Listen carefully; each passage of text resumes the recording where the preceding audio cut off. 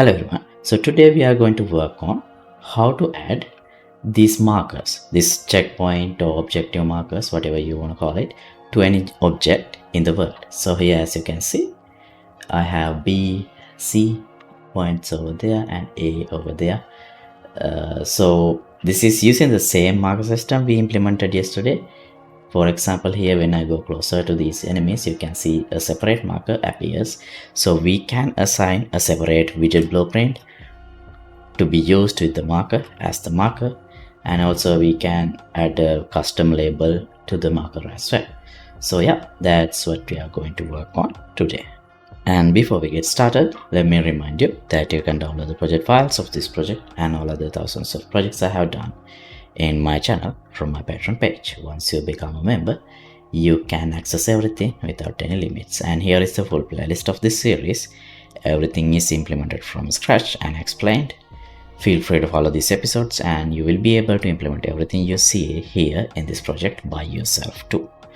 So yeah, I'll leave links to everything in description below. Alright, now let's get started with today's episode.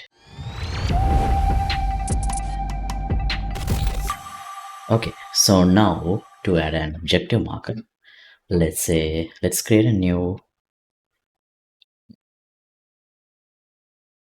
widget. So interface, widget blueprint, and here as the parent, I'll choose base marker WBP. What should we call this? Maybe generic marker. Yeah. Alright, so I imported this location marker icon as well. So I'm going to use this for the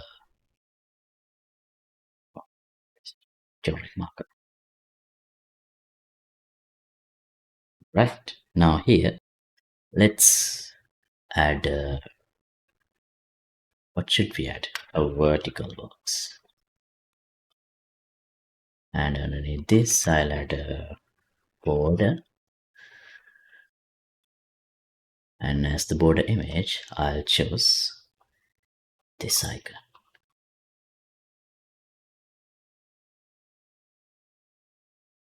Yes.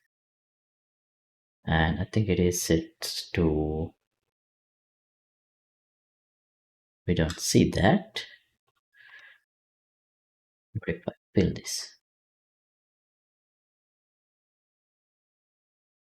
yeah, now I can see it. Okay, but that might not be necessary.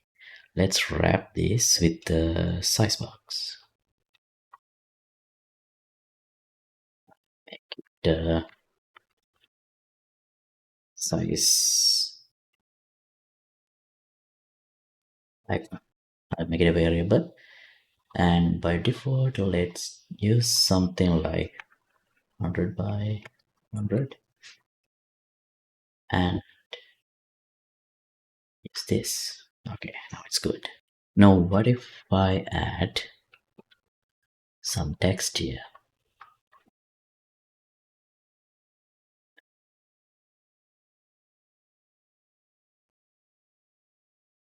Like this, and let's center it and use A. Center it in between. Don't need padding.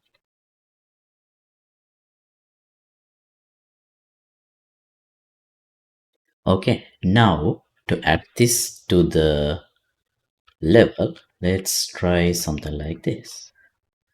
Let's say I want to add this icon to this windmill.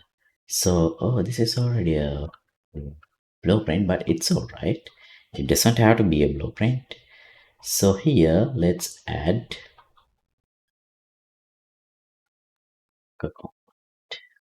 you can add this in the level, or you can add it to the parent blueprint itself. Okay, and here we don't need to assign an instigator because that will be automatically assigned, but as the marker component marker widget, I chose this generic marker like this, And as the max draw distance, I'll give a very large value. And when I'm close enough, let's say I don't want to see that anymore. So let's give 1000. Now if I play, where is it? Yeah, see, over there I can see A, but it does not really match the size.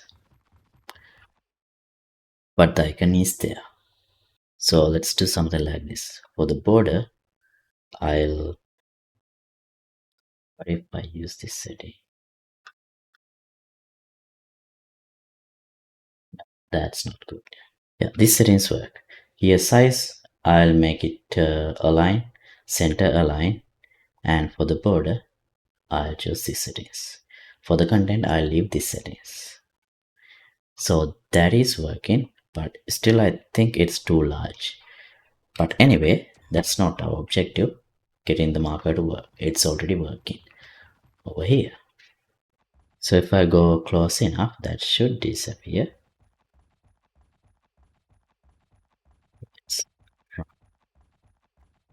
Towards that, when I'm less than 1000 units, yeah, it disappears. If I am away, it appears. Okay, so that's the exact mechanism I wanted. Now I'll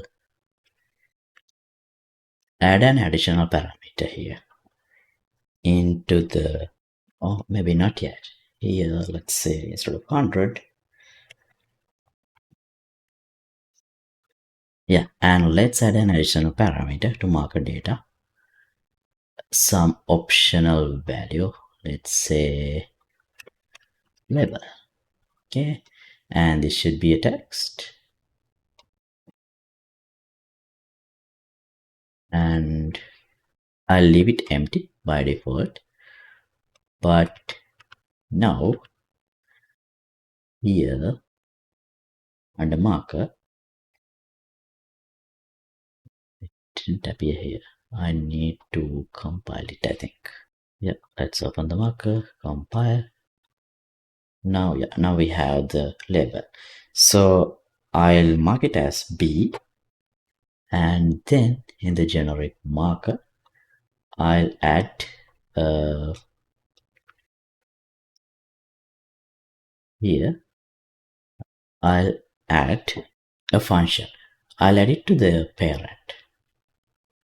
Let's call it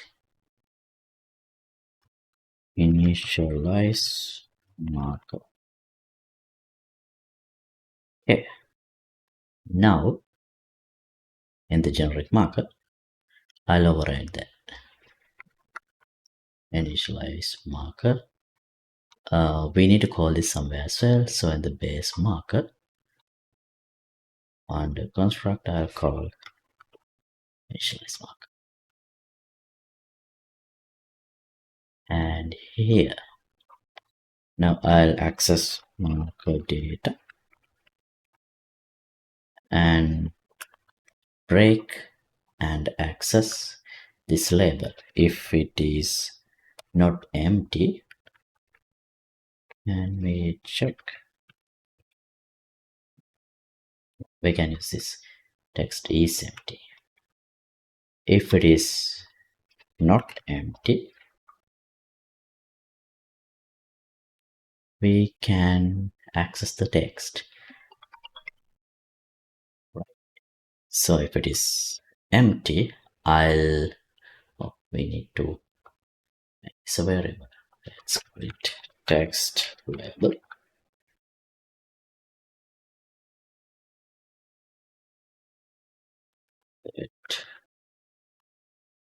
Visibility to collapsed if it is empty.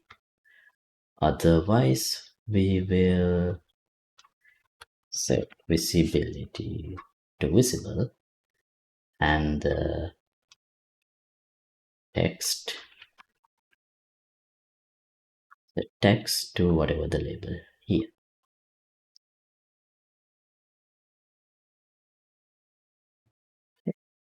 That's all. Here to check, I already marked it as P, and if I apply this, instance changes to the blueprint. Now the windmill blueprint will have the marker. See? Now that means all the windmill instances here, you will have a marker component. Now I'll mark this one as P. Do we have any other marker? Yeah. This one I'll mark as A. This one B. This one C. Okay. Now let's check. Oh wait. I have an error. Here.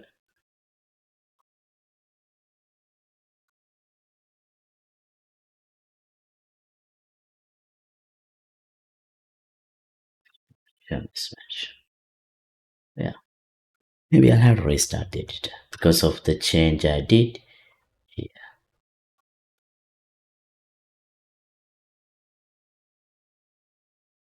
Alright, that's not the error. The text is the error. Has the type of structure which cannot be hashed. Okay, so that means this text I added, text type cannot be hashed. So that's the reason. Alright, so I think we can go back to this map. Instead of the whole structure, we can use the actor and the widget. We had to do that because last time we needed a way to access the actor. No, act something else. Let's try that then.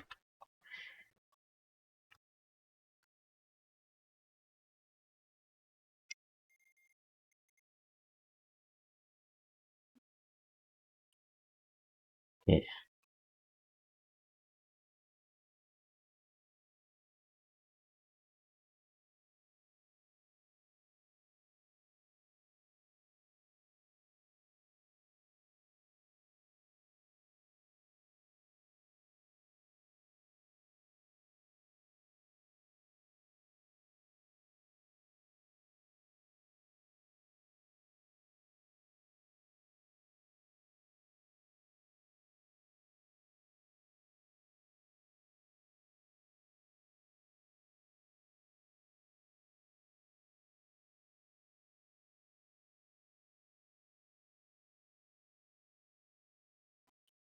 Yeah.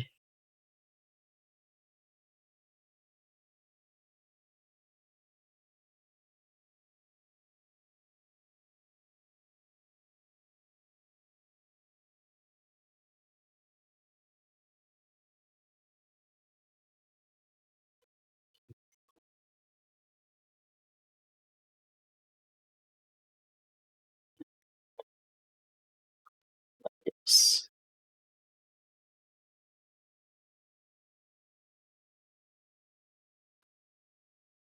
Very slow.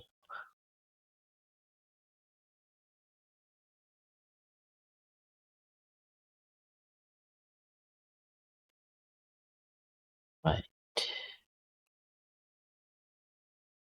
Now this is the problem. We need a way to access the markers. Oh, we can actually do it this way. From here, we can get marker data. Oh, it's the type base marker.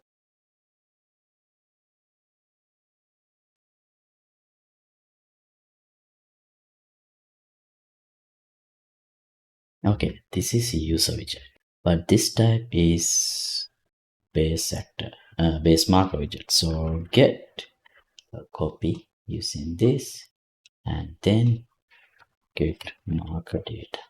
Right. Use this.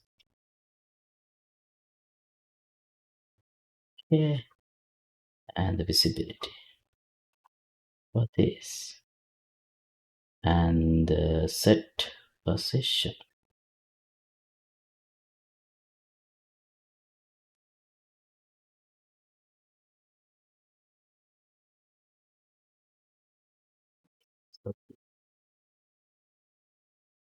Okay, now we don't need these two anymore. This.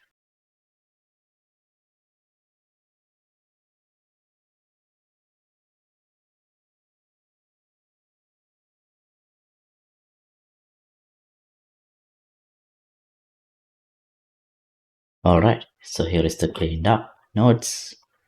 Let's try now. Everything should be working. Oh, here I don't see the label. It's fine. Let's check. Marker lapsed visible. Oh, this should be other way around. If it is empty, then we should hide it. So we need to consider not this condition.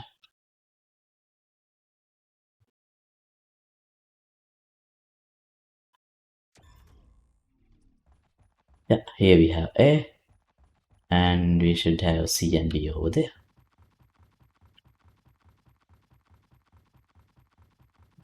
Right.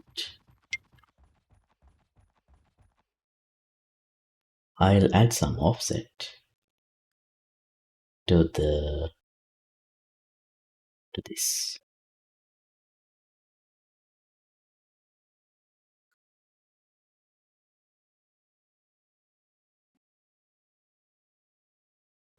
If it reflects for instances, it does. Yeah, now it appears above. Nice. Alright, so that's all I want to cover in this episode.